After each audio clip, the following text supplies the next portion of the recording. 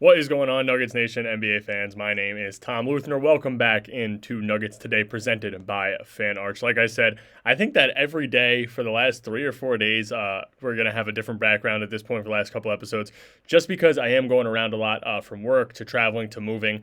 So there's a lot going on, but I am trying to get you guys as much content as I can out right now. There is some news going on in the NBA, so I want to talk about that. And the first thing being that Coby White is looking, or there was a statement made, maybe not directly from him, but from sources, saying that next year he's going to want somewhere for upwards of $30 million per season, and with the extension for Josh Giddey, you most likely you see it not coming from the Bulls. I mean, maybe the Bulls want to keep him, maybe they attempt to move Vooch if they're able to, but something that's not very likely. I think we all know that at this point. But I also think that says something for a guy like Christian Braun, because like we know, it is his contract year coming up this year. It is Payne Watson's contract year. I believe Julian Strawther is in either this year or next year. So there's a lot of guys that need to be extended, and we all know that. And I think Denver took the right precautionary actions for that, just because a guy like Bruce and a guy like Tim are coming in on one-year deals for not a lot of money. So maybe next year, depending on what happens this year, you see those kinds of guys come in. But Coby White is a guy that I wanted Denver to try to go out and get. Obviously, we didn't see that happen, and there wasn't much that we could have done to really get him that would have made sense. I talked a lot about the Bulls. A lot of guys in the Bulls that early in this offseason I wanted Denver to get. Guys like Herter, guys like Vooch, Preval, Coby White, Ayo Dosunmu. But like I said, the last report is that he wants upwards of $30 million per year. So I guess brace yourself to, for what's going to happen with this Christian Braun contract and the potential of losing a guy like Payne Watson after this year. Hopefully Denver can extend them, and the money is going, but the extension of Jokic is coming up. The extension of Christian Braun is coming up. The extension of Payne Watson's coming up. The extension of Julian Strawther, Jalen Pickett, Zeke Naji, which I know Naji won't be anywhere, but yeah, I think that it's interesting that White wants $30 million. I think that he's a very good player. I don't know if he's $30 million good, but I mean, I would have loved him in Denver, but not going to happen. But talking about guards in the free agency picture, Malcolm Brogdon is officially off the board, which sort of sucks as a Denver fan when you're looking for a backup point guard still to this point. He signed with the New York Knicks, which sort of scares the crap out of me, because as I've continued to say, they're the one team in the Eastern Conference that I'm actually nervous to play. I don't know if Denver has a problem with them or what it is, but their lineup is very defensive oriented. You're going to see a new head coach who's offensively oriented come in, and they got a bench unit of maybe not from the 1 through 5, but they have Kolek, Brogdon, Jordan Clarkson, Mitchell Robinson, and Garshawn Yabusele.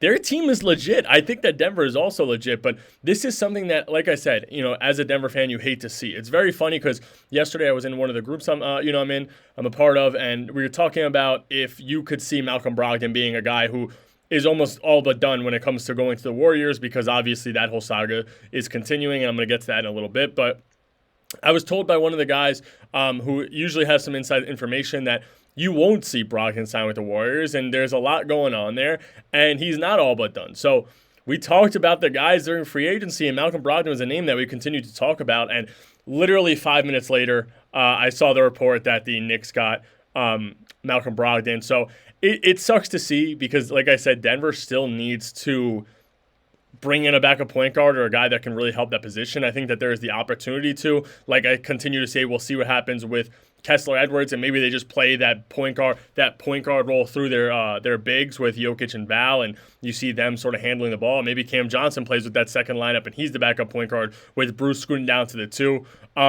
So, I mean, listen, it sucks. It sucks that he's going to a team that is already loaded from top to bottom now.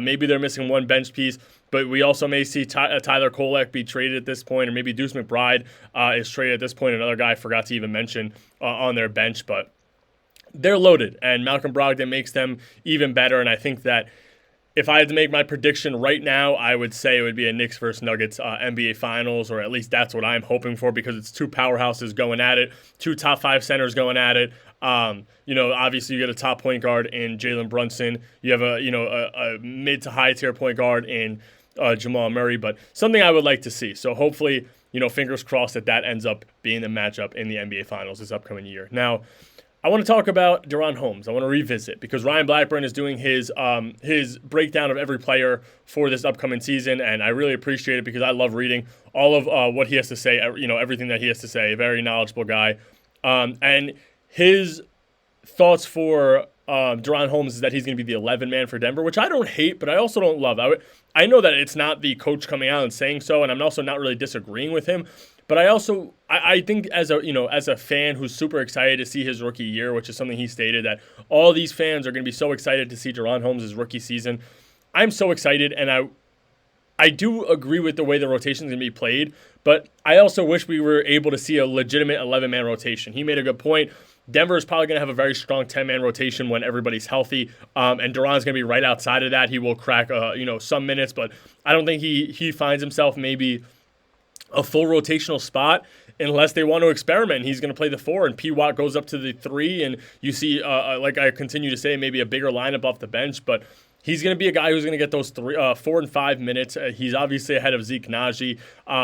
I think that the guys on the bench that are over him right now are obviously Bruce, who's a trusted body, Tim Hardaway, who's also a trusted vet. You have P. Watt, you have Val, and obviously you have Tim Hardaway Jr. So majority of these guys are trusted vets that are proven, who are, all want to make the push to win. If they haven't touched the championship or NBA Finals yet, these are all guys that want to get there and eventually win one. So I think it's going to be a good and bad thing for Daron. Not necessarily a bad thing, but I think it'll be a good thing for him to learn under these guys whose IQs are so high and have so much experience. But it's a bad thing for me because I just want to see more Daron minutes and see how he actually plays against true and real NBA talent out there on the court and not just Summer League. Now, this last thing I want to talk about is going back to what I was saying before. Backup point guards who are still in the market. DeAnthony Melton is still out there. Something that's a little surprising to me, but I also think that he is one of those guys that you could maybe pencil in going to the Golden State Warriors. I know that they're waiting for this whole Kuminga drama to end. He might take the restricted offer this year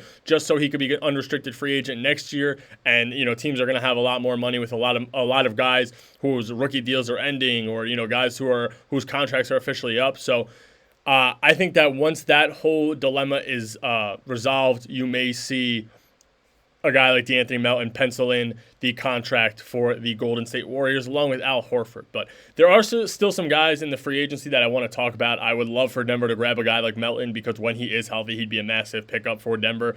And you could advance that rotation to 12-man realistically. So it would be a huge pickup. But that's all I got for you guys today. Like I said, I'm going to keep moving around. I still want to get some episodes out for you guys. So if I can get pre-record some episodes, make sure that there's content out there for you guys, I will do so. So thank you guys for checking it out. Hit that like and subscribe button. I will catch you guys the next episode.